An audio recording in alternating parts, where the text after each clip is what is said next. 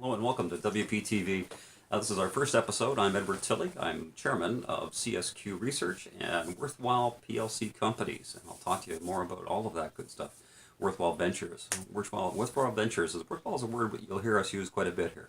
Worthwhile was the term that Aristotle used 2,500 years ago when he talked about what is worthwhile in philosophy.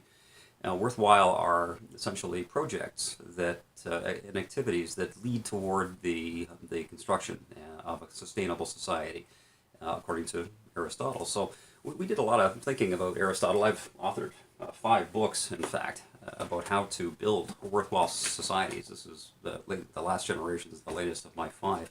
The last 3 that dealt with transition and transition economics specifically.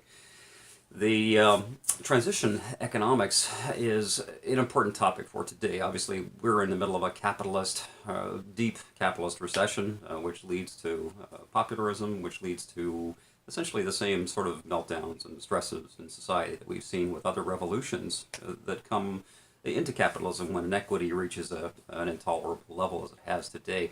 So that means that every 60 years, in fact, if I go back through history, if you can do some reading, we've done the research, 3,000 pages of research and reinforced that, in fact, we should have taught our kids about this recurring theme, this recurring cycle that happens every 60 years like clockwork. So the mix of economics and automation become important at a time when 970 jobs are being lost monthly for every million population in our society worldwide.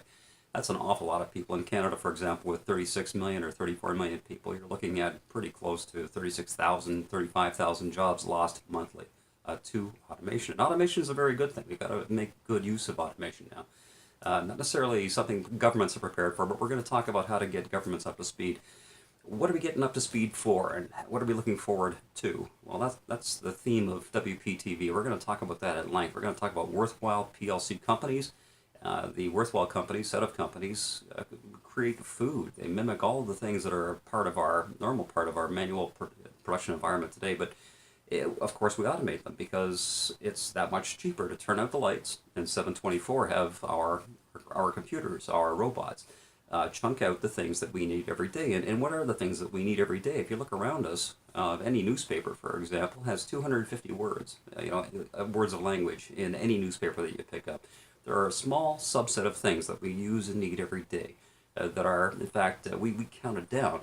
We took 100 of the top grocery items. We took 50 of the top consumer goods, 35 top pharma. We took appliances. We took housing. We took roads. We just pulled it all apart and came up with a list of 250 smart factories that build just the things that we need to have a worthwhile worthwhile society at first. And we automate those things. And that's what worthwhile ventures and worthwhile communities are built from. Automated goods, essentially the consumer items, which include lettuce and which include onions and mushrooms and other foods that you eat every day. The dairy goods, some of the production is a little more complex than others. Obviously, growing a head of lettuce is a very different product than growing the wheat that is then milled and baked into a loaf of bread, for example.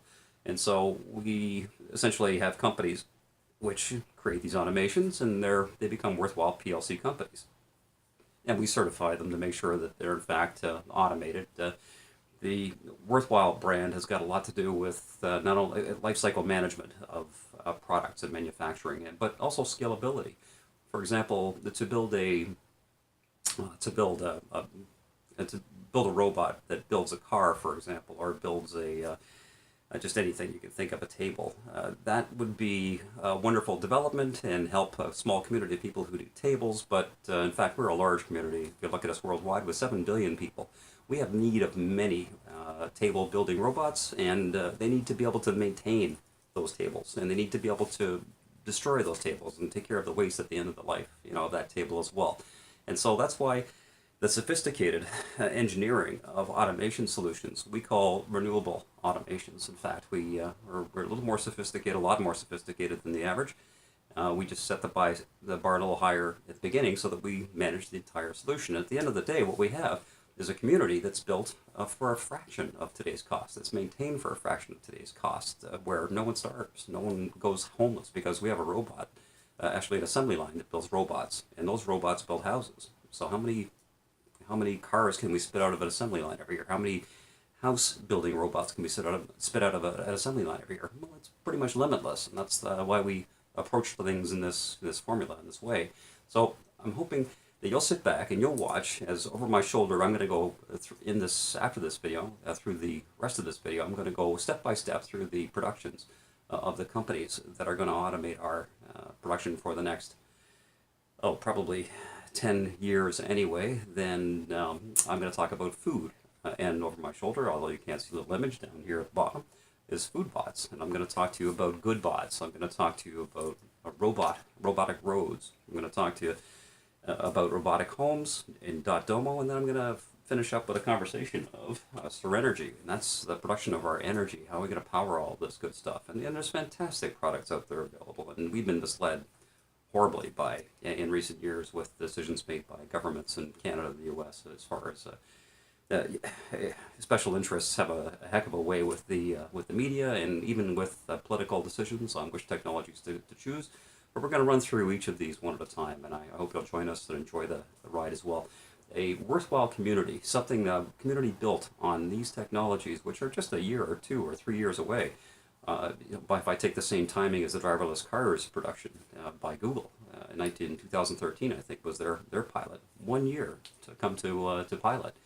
The production of these technologies, these worthwhile communities, will save your country trillions, untold trillions, and it'll make your pension products valid. There'll never be a runaway inflation scenario where the little bit of